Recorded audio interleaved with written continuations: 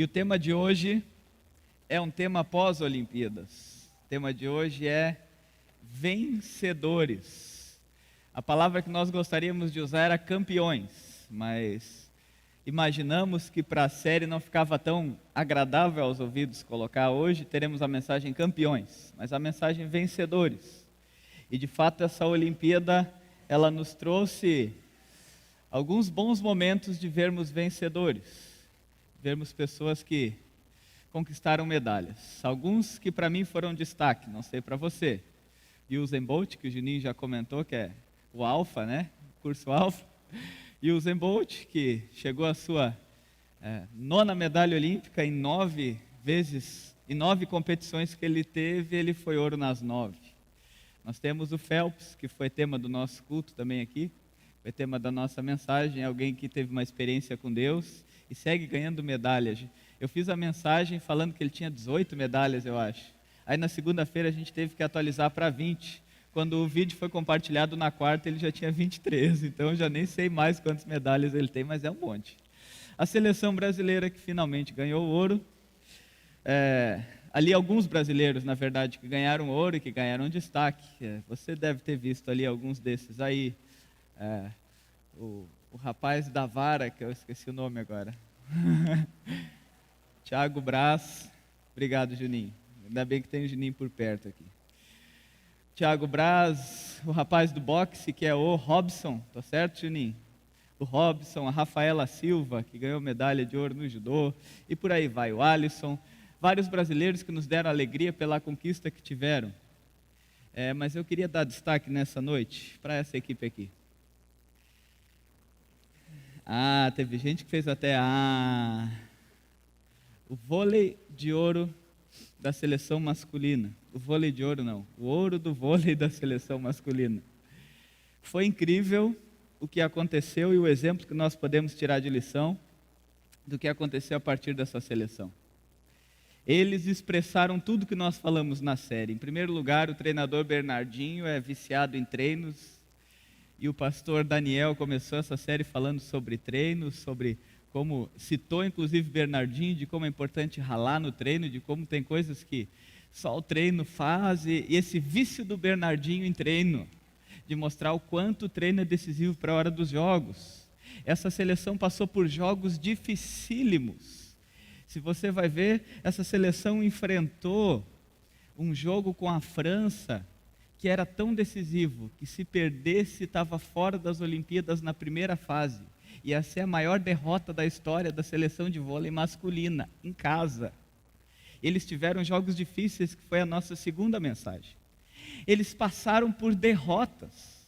E nós falamos das derrotas também no culto. O pastor William nos trouxe a mensagem fazendo esse link com derrotas. Eles tiveram derrotas para os Estados Unidos e para a Itália. Derrotas nas quais foram bem marcantes para essa história. Tiveram vitórias simples no início, e depois mais algumas vitórias que foram sequência ou consequência das derrotas do treinamento e dos jogos difíceis, e com essas vitórias eles foram campeões. Eu quero dar destaque para duas figuras aqui. A primeira delas é convidar você... antes eu quero convidar você para ouvir o hino. Que bom que eu errei aqui, porque também não saiu som no vídeo, então vou botar de novo.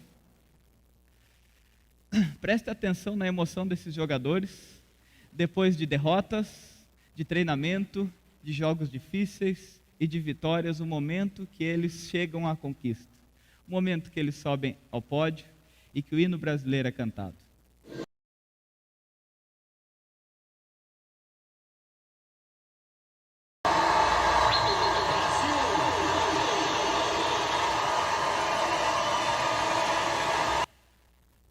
Eu não sei se assim como eu você se emocionou nesse dia, mas eu me emocionei muito ao ver esse vídeo, ao ver toda essa história, muito bonita, essa conquista brasileira, muito tocante.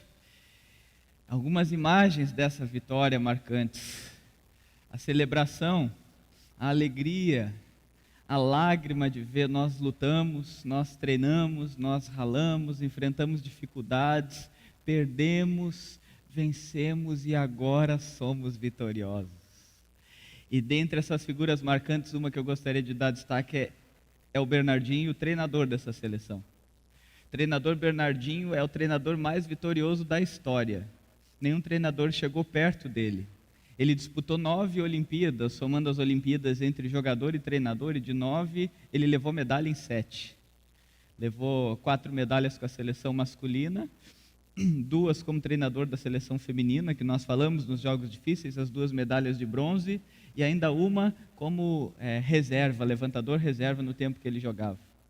E nessa Olimpíada, então, o Bernardinho, mais uma vez, sempre nesse seu desejo de fazer o melhor, de buscar o melhor para a sua equipe, ele percebeu, depois das 2 derrotas, que era momento de cuidar dos seus atletas.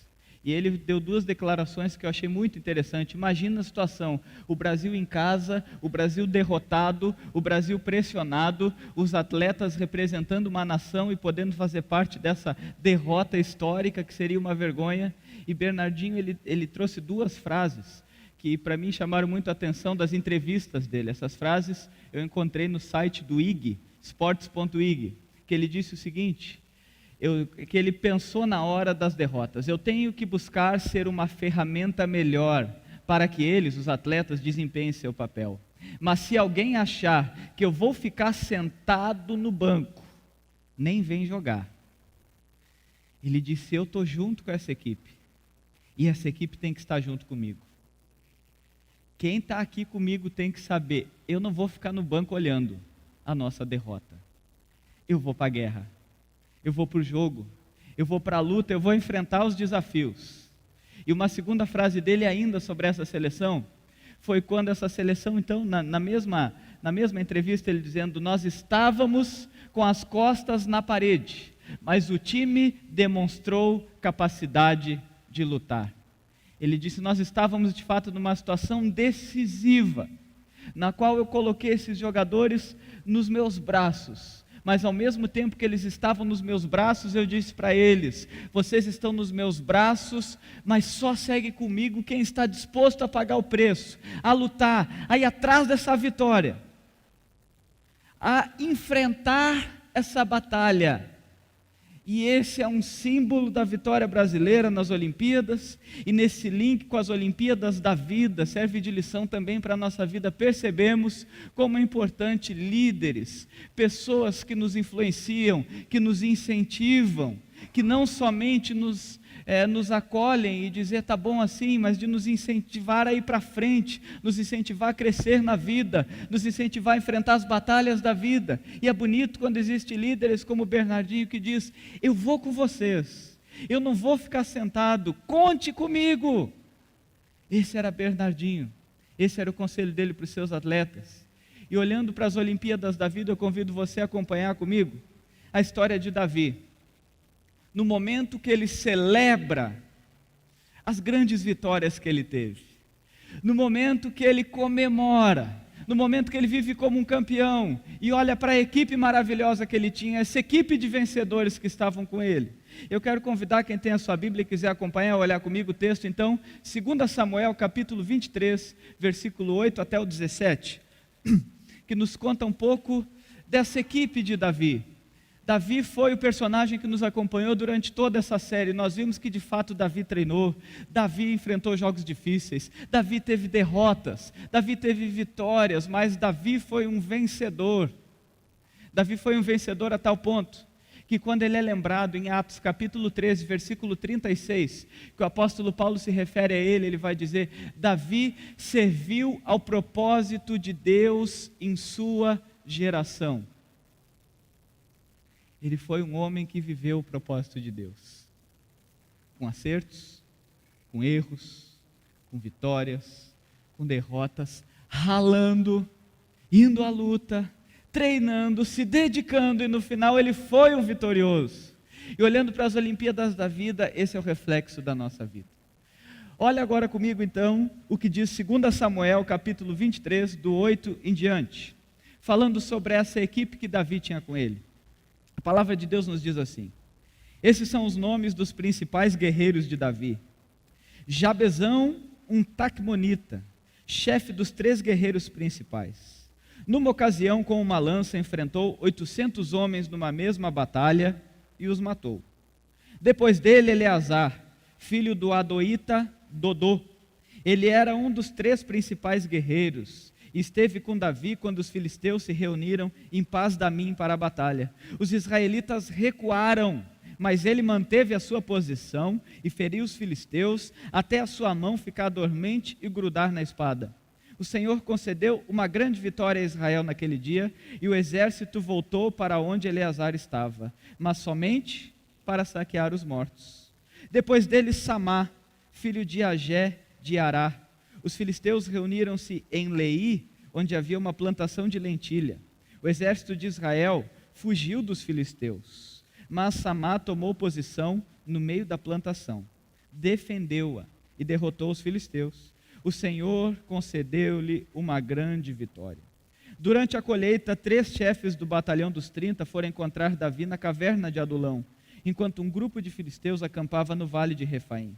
Estando Davi nessa fortaleza e o destacamento filisteu em Belém, Davi expressou esse forte desejo: quem me dera me trouxessem água da cisterna da porta de Belém. Então aqueles 3 atravessaram o acampamento filisteu, tiraram água da cisterna e a trouxeram a Davi, mas ele se recusou a beber. Em vez disso, derramou-a como uma oferta ao Senhor e disse: o Senhor me livre de beber dessa água, seria como beber o sangue dos que arriscaram a vida para trazê-la. E Davi não bebeu daquela água. Estes foram os feitos dos 3 principais guerreiros de Davi. Até aqui a palavra do Senhor. Essa palavra nos mostra essa equipe vitoriosa de Davi, os valores desses homens. A Bíblia nos diz que era o batalhão dos 30 e que nos 30 tinha 3 principais guerreiros. Um se chamava Jabezão, e se você tem uma outra tradução da Bíblia, em algumas traduções da Bíblia o nome dele é Josebe Bassebete. O outro se chamava Eleazar e o outro se chamava Samá. Se nós vamos olhar um pouco onde começa a história de Davi, onde Davi forma a sua equipe, onde começa essa história de vitória na vida de Davi que o tornou um vencedor no jogo da vida, que tornou um campeão nas Olimpíadas da vida. Começa lá na caverna de Adulão. Eu coloquei o texto ali, se você quiser olhar, 1 Samuel capítulo 22, 1 e 2, quando diz que Davi, naquele seu período de fuga de Saul, um período que Davi estava amedrontado, num período em que Davi estava fragilizado, num período em que Davi se isolou e foi se esconder numa caverna, chamada Caverna de Adulão. O texto diz que a sua família soube que Davi estava nessa caverna e que seus familiares foram encontrá-lo, mas que junto com seus familiares se juntou uma equipe legal com ele. Olha a equipe que se juntou com ele: pessoas em dificuldades, endividados e descontentes. Cara, que equipe massa, hein?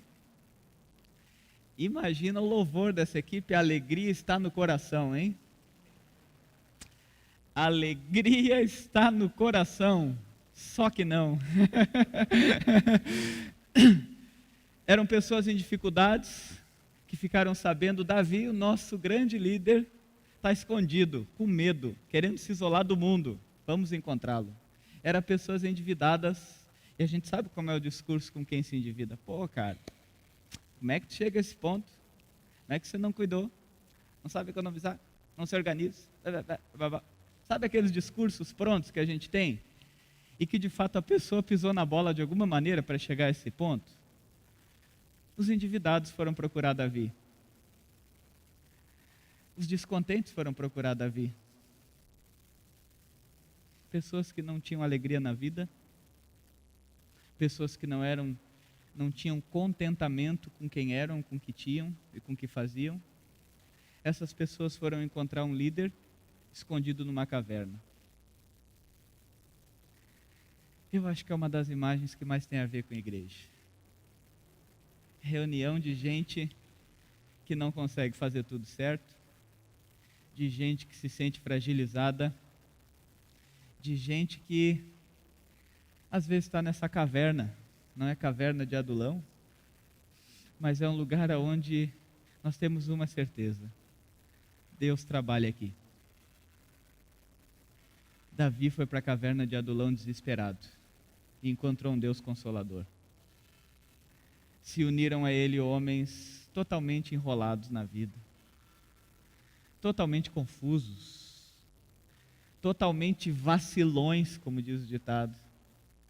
E Deus foi trabalhando na vida daqueles homens, a ponto de se formar o maior exército da história de Israel.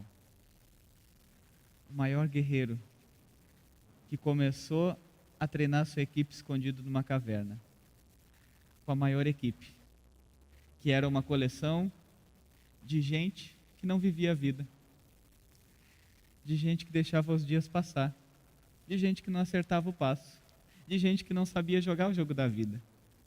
Essa era a equipe de Davi. E nisso a Bíblia nos diz que essa equipe foi crescendo, se tornou vitoriosa, e a Bíblia nos dá destaque para 3 homens, e olha esses homens. O primeiro deles, então, esse Jabezão. Diz que ele enfrentou 800 inimigos numa única batalha, sozinho, com uma lança na mão. O que a gente aprende disso? Eu fiquei tentando tirar algumas lições e hoje o William ainda me ligou, a gente conversando sobre o culto da manhã, alguém deu um toque muito legal, que disse, está chegando aí as Paralimpíadas.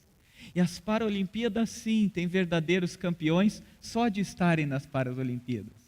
E é verdade, são pessoas que no dia a dia enfrentam grandes batalhas, enfrentam grandes lutas, e além disso superam e conseguem se desenvolver num esporte, conseguem crescer nesse esporte, e nós vemos coisas lindas, mesmo que não tenha o mesmo destaque na sociedade, na mídia. É lindo de olhar as Paralimpíadas, que é uma coleção de vencedores. E quando o William me deu esse toque, eu fiquei lembrando de Jabezão, eu fiquei dizendo, Jabezão entende a luta dessas pessoas, porque ele enfrentou 800 pessoas, 800 inimigos numa batalha, e não eram inimigos que estavam parados de braço cruzado, esperando Jabezão cravar uma lança no peito deles, eram inimigos que estavam lutando com ele, eram inimigos que treinaram para matá-lo, eram inimigos que no jogo da vida queriam acabar com ele, mas Jabezão venceu um, venceu 2, venceu 3, venceu 4, venceu 5. Eu imagino que depois de 5 inimigos vencidos, ele deve ter dito, venci 5. Mal sabia ele, tinha 795 batalhas pela frente. O jogo da vida real. Você vence uma batalha hoje e diz, pior que essa não vem. Amanhã vem outra. Você diz, tá bom, já venci 10 batalhas na vida. Às vezes tem 790 me esperando e te esperando. Essa é a história de Jabezão. E por que ele foi incrível? Porque ele descobriu que aquilo que ele precisava, Deus tinha colocado nas suas mãos, para enfrentar as batalhas da vida. Ele com uma lança enfrentou 800 pessoas. É aquela sensação que a gente tem de perceber, Deus está comigo. No Alfa nós falamos sobre a questão dos dons, de como Deus usa as pessoas e dizer, todos são importantes para Deus. No corpo de Cristo cada um é importante, no corpo de Cristo cada um tem esse toque especial de Deus e a sua vida é importante. Você não é insignificante, você não é esquecido, e não é o que falta para você que vai te dar alegria e forças para vencer a batalha. É você confiar em Deus, perseverar e viver com Ele a cada dia. 800 inimigos e uma lança. Já pensou se ele falasse, se eu tivesse um cavalo e mais 10 para me ajudar? Não teríamos a história de Jabezão.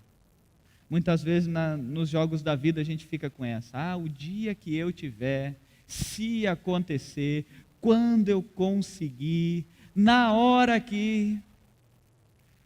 Meu querido, reaja. É hoje. É com o que você já tem. É com quem você já é. É a partir de você que Deus quer fazer uma obra. É a partir de quem você é e do que você faz que Deus quer transformar a tua vida, quer transformar a tua situação, quer te dar forças para seguir em frente. Jabezão aprendeu isso. Um segundo guerreiro, Eleazar, manteve posição enquanto todos os outros recuaram. E quando a Bíblia fala que ele é um dos principais guerreiros, Eleazar, ele é uma figura muito marcante para mim, porque ele faz...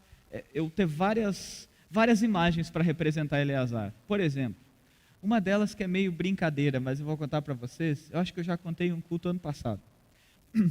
Eu tenho um amigo que é gremista. Um amigo que é gremista não, né, Daniel? Quase todos os meus amigos são gremistas. Mas eu tenho um amigo que é gremista muito fanático, o pastor Juliano. Ele era pastor comigo no sertão. E o pastor Juliano estava indo embora, hoje em dia ele é pastor no Espírito Santo. E ele estava indo embora e de presente para ir embora ele pediu: vamos comigo ver o jogo do Grêmio no Recife. Aí a gente juntou mais 3 gremistas. Fomos entre 4 gremistas ver Grêmio e Sport Recife. 700 quilômetros dentro de um carro. Todo mundo de camisa do Grêmio. Tudo pastor luterano. Aí Mauro Westphal, Juliano Miller Peter e Samuel Cosvik. E o pastor luteranão Rafael Coelho, né? Avacalhar com a história. Os 4 dentro do carro, começam a aproximar do Recife, e o Juliano, toda aquela coragem, vão chegar lá, Grêmio. Quando chega perto do estádio, um mar vermelho da torcida do esporte. Um mar vermelho, e o Juliano começa a suar dentro do carro já. Vamos enrolar a camisa, vamos esconder a camisa. Que história é essa, rapaz? Vamos! E daí o Juliano, não, vamos enrolar a camisa. Daí todo mundo de camisa enrolada, atravessando pelo meio do mar vermelho, né? Ninguém percebeu, né? Nada diferente. Mas sério, a gente não deu 5 passos. E ouviu aquele grito: ei, galego! Olharam rápido. A torcida do Grêmio é lá do outro lado, viu?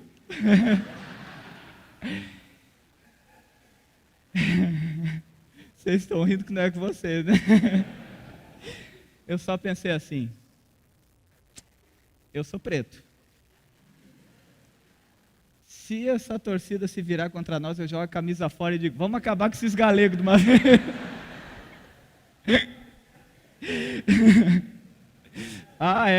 Vamos acabar com esses galegos aí. Mas daí acontece o seguinte: a gente passou pela torcida, comemorou, o Grêmio ganhando, 4-0, todo mundo se abraçando, todo mundo feliz. A gente voltou para casa comemorando, chegou em casa, todo mundo alegre, 2 noites sem dormir. O que vocês fizeram? A gente foi lá ver o Grêmio. Que Grêmio nada. O negócio era estar junto. Mas só que podia ser que na caminhada tivesse alguns amigos que nem uns coelhos no caminho. Que na hora difícil falaram: ferrou para vocês? Tchauzinho. Esse é o jogo da vida real. Tá, eu ia encarar toda a torcida com eles, tá? Isso é brincadeira. Não ia nada. Mas esse é o jogo da vida real. Sabe o que acontece aqui? Na vida real, às vezes é assim. Tem pessoas que estão conosco nas horas boas, mas na hora difícil elas somem. Tem pessoas que assumem compromissos difíceis com vocês e comigo, mas na hora que o difícil fica mais difícil ainda, você está sozinho. Eleazar é um exemplo disso. A Bíblia diz que ele teve que lutar sozinho, que essa luta foi tão cansativa, que essa luta foi tão agressiva, que a mão dele ficou dormente na espada. Ele não conseguia mais soltar a espada. E hoje de manhã eu ainda falava e remeti a exemplos bíblicos de pessoas que sofrem há tanto tempo, que vão confundindo já o que é vida e o que é sofrimento. Uma mulher hemorrágica que nós temos na Bíblia, que não fazemos ideia do nome dela. E por que nós conhecemos ela por mulher hemorrágica? Porque por 12 anos ela enfrentava uma doença sozinha, sem ninguém. A característica da vida dela não era mais o nome dela, a mulher que ela era, o que ela fazia. Era o sofrimento dela. E a vida é marcada por pessoas que no seu sobrenome ou no seu apelido já vem o sofrimento, já vem a luta que enfrenta. Se torna uma marca da vida. Eleazar nos ensina que nas batalhas da vida, às vezes nós vamos estar sozinhos, e às vezes nós vamos deixar outros sozinhos. É o nosso pecado, é a nossa natureza que nos impede de conseguir acertar sempre, e conseguir cuidar de todo mundo. Às vezes alguém escapa, mas o problema, e aqui eu quero trazer para você, por que ele era tão vitorioso, é porque mesmo que às vezes era abandonado, ele sabia estender a mão para perdoar. Você viu o que o texto diz? Ele lutou sozinho. Quando acabou a batalha, o exército voltou, só para pegar os bens que ele conquistou sozinho. A habilidade de perdoar, a habilidade de estender a mão, a habilidade de dar uma nova chance, a habilidade de não dizer: agora eu lutei pelos meus direitos, eu fiz. Tem gente que faz isso em nome de Deus. Na hora da provação eu tinha gente comigo. Agora eu quero ver. Agora que eu estou por cima. Deus não age assim. Deus quer nos ensinar que na hora da luta, mesmo que você esteja sozinho, saiba que Deus está contigo. Mesmo que você já se caracterize pelas batalhas que enfrenta, sabe que Deus quer te ajudar a vencer essas batalhas e em nome de Jesus Ele vai te ajudar a vencer essas batalhas. E saiba que uma grande batalha que você vai ter e que a maior vitória não vai ser quando você acabar com essas lutas. Vai ser como você vai agir como um vitorioso. A habilidade deste homem de agir como um vitorioso, de trazer de volta, de aceitar todos aqueles que falharam com ele. A Bíblia nos diz que o apóstolo Paulo teve uma grande decepção com João Marcos, lá em Atos 15. João Marcos, que depois veio a ser aquele que escreveu o Evangelho de Marcos. Mas foi um homem que pisou na bola de tal maneira que estava Paulo, Barnabé e Marcos em uma missão, e Paulo disse, eu não sigo mais com ele. E Barnabé acolheu e abraçou Marcos, e naquele momento a obra de Deus, ou homens de Deus se dividiram por um tempo. E Marcos e Barnabé seguiram um caminho. Paulo e Silas foram evangelizar em outro lugar. Nós poderíamos dizer, puxa, na igreja essas coisas acontecendo? Sim, na igreja, pessoas falhas, mas pessoas que vão deixando Deus trabalhar nessa caverna de Adulão e moldar as nossas vidas. Olha, depois confere em 2 Timóteo, na lista das pessoas que Paulo considera importantes, ele diz assim, traga-me para mim, traz de volta João Marcos. Ele me é útil para o ministério. Ele tem valor para mim. Ele errou um dia comigo, sim, mas ele tem valor para mim. Um coração vitorioso é um coração que sabe perdoar. Um coração vitorioso é um coração que sabe reconhecer que mesmo que a pessoa fale, ela tem valor para você. O terceiro guerreiro, Samá, outro que nos mostra o mesmo exemplo, tomou posição enquanto os outros fugiam. Tomou posição no meio da plantação, defendeu e derrotou os inimigos de Deus, o exército filisteu. Um homem que toma posição, um homem que assume aquela postura que Bernardinho esperava dos seus líderes de dizer, eu estarei com vocês, mas eu não vou ficar sentado no banco, vocês têm que enfrentar as batalhas da vida. E de repente a palavra para você nessa noite é que se você está no jogo da vida, tendo algumas derrotas, tendo dificuldades, tome posição. Lembre quem é o Deus que você acredita. Lembre quem é o Deus que molda a tua vida. Lembre quem é o Deus que você conhece, que tem cuidado da tua vida e que tem esse poder para cuidar. E tome posição, pare de se esconder, pare de esperar pelos outros. Pare de fugir das lutas que você precisa enfrentar na vida real. Ele tomou posição. E quando eu olho para esses homens, eu vejo umas características interessantíssimas de homens que perseveraram nas lutas e nas batalhas. Eles eram preparados para aquilo. Eles conviveram com derrotas, com jogos difíceis, com vitórias, mas eles perseveraram. Eram homens que tomavam posição independente do que os outros faziam. 3 de destaque. E foram de destaque quando todos os outros do enorme exército de Davi desistiram. Quando eu olho para esses homens e vejo, os outros recuavam e eles seguiam. Às vezes esse é o exemplo de igrejas como a nossa, que hoje tem o templo cheio, mas que um dia tinha poucas pessoas orando, participando dos grupos, ajudando, servindo em ministérios e dizendo, Deus, faz a tua obra aqui com 10, 15, 20, 30 pessoas num culto de domingo à noite. Pessoas que entendem, não é pelo que os outros fazem, mas é por quem eu sou. E pelo Deus que eu confio, que eu creio e que vivo para Ele. Tomavam posição quando outros recuavam. E para olhar para as Olimpíadas da vida se não é assim. Os vitoriosos não são os que têm a vida mais fácil, mas são os que seguem em frente.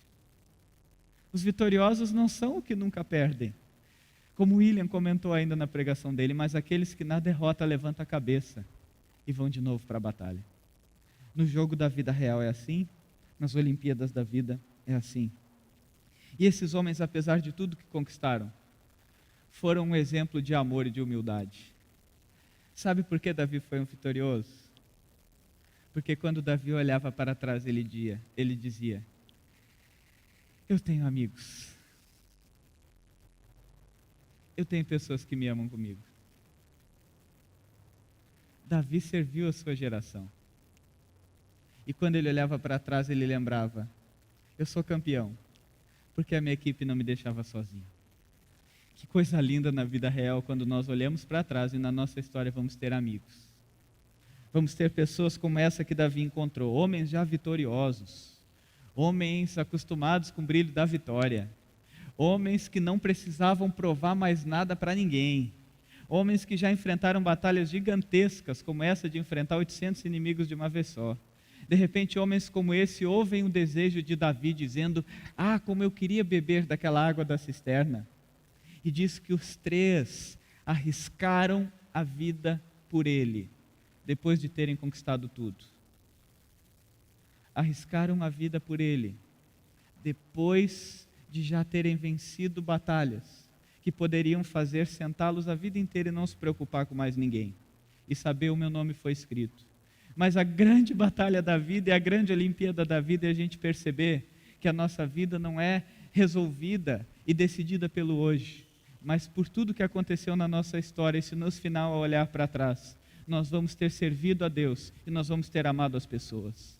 Esse é o mandamento de Jesus: ame a Deus e as pessoas. Esse é o reflexo da vida dos campeões, amaram.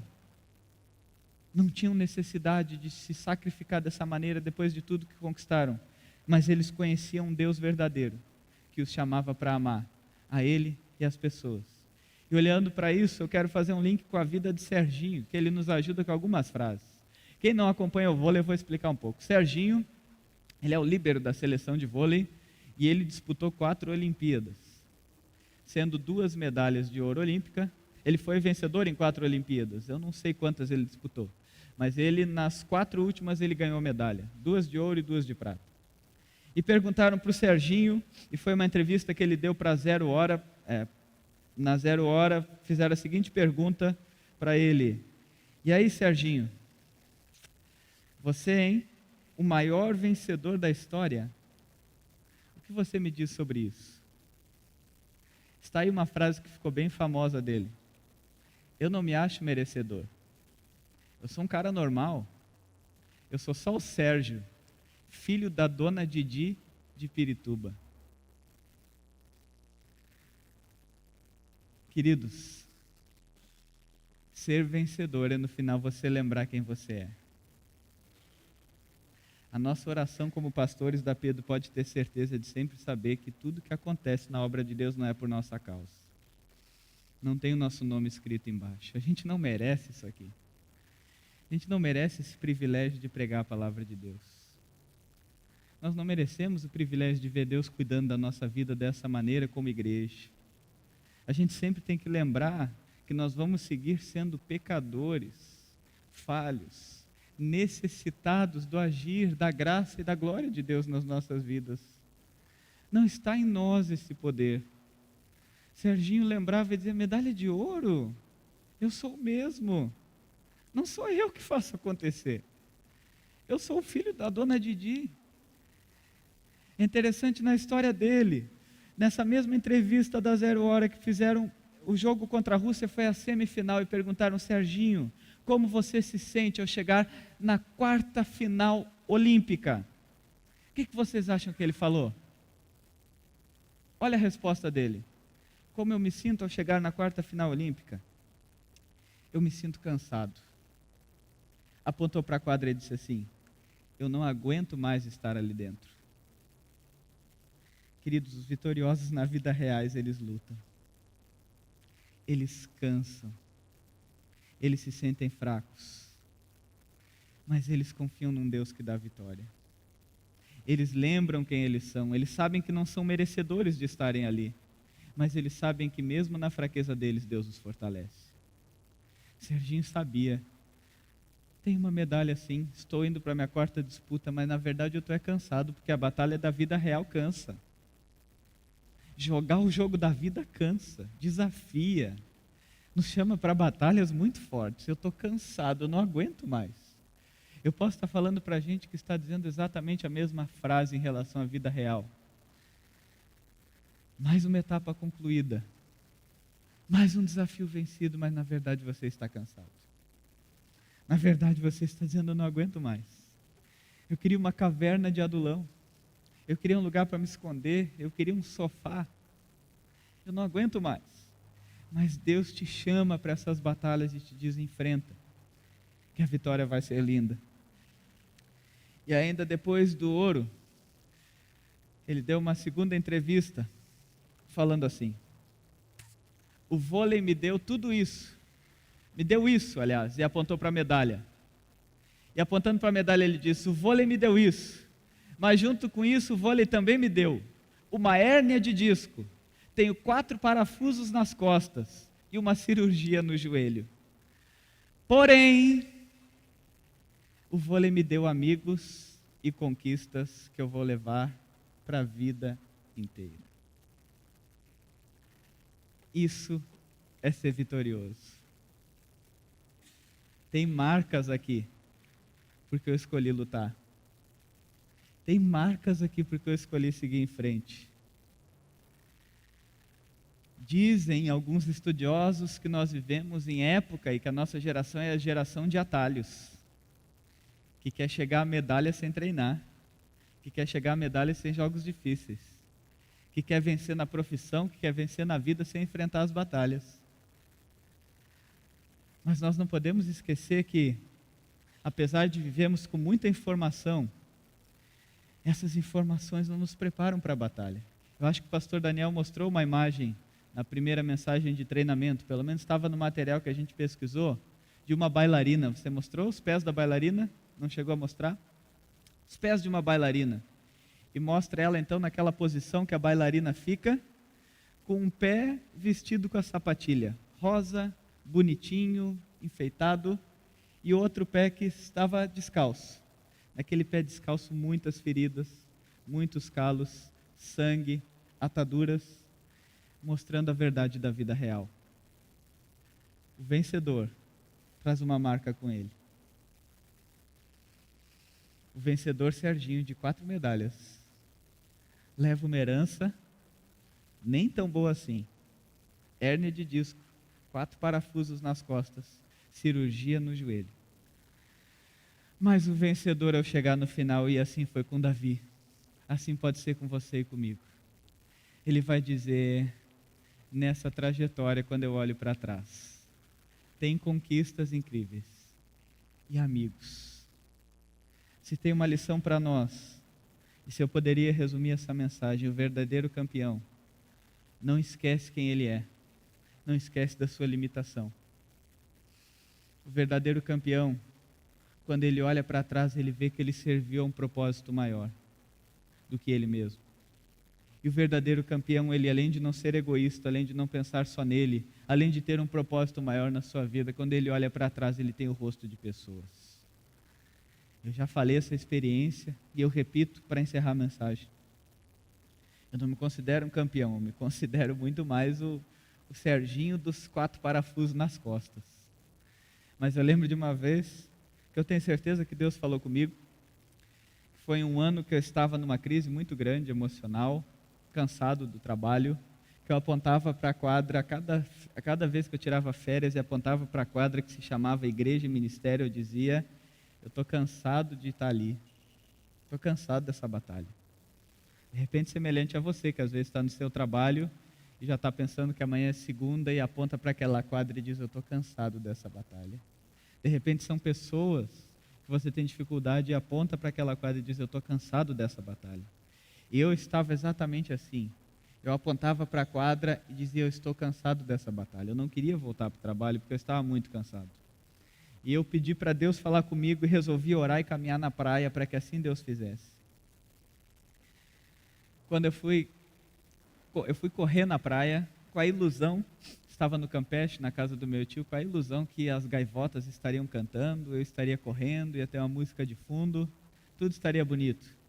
Só que na verdade a areia estava quente, não tinha muita sombra, não tinha gaivota, não, pomba eu acho que tinha, porque daí pomba estraga, né?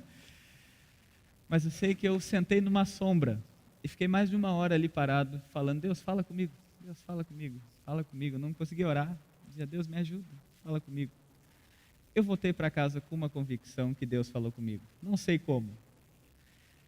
Eu estava numa crise por ver que outros amigos meus estavam muito bem, seguiam vivendo com Deus, seguiam servindo a Deus, estavam bem materialmente falando, com uma vida tranquila, sua casa, sua família, descansados.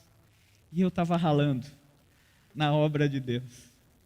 Eu estava cansado daquela quadra. Eu disse: Deus, tem tantos jogos fáceis, Deus.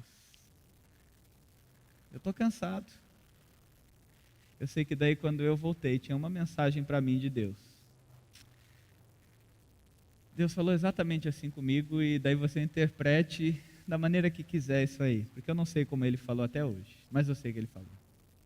Ele disse assim: Rafael, quando você olhar para trás, mais do que uma vida confortável, um carro e uma casa, você vai ter o rosto de pessoas que você viu me conhecerem, que você serviu a mim cuidando delas, e que também foram instrumentos meus para cuidar de você. Eu voltei para a quadra. Eu voltei para a quadra porque eu entendi que na vida real a gente sai com marcas. A gente cansa, a gente experimenta derrotas. A gente tem algumas vitórias que não podem nos enganar que é o fim do jogo e pensar que está tudo resolvido. Foi o grande problema da seleção feminina de vôlei, que não perdeu um set. Até que no primeiro set que perdeu, acabou perdendo o jogo, porque não tinham estudado a possibilidade de lidar com a derrota. Mas na vida real a gente tem que aprender também que as vitórias ainda não são o final da batalha, que no final o vencedor vai ser aquele que, ao olhar para trás, vai poder perceber: eu enfrentei a quadra, eu saí machucado, mas quando eu olho para trás eu tenho Deus e eu tenho pessoas. Eu amo a Deus, eu amo as pessoas. Deus me ama, eu tenho pessoas que me amam.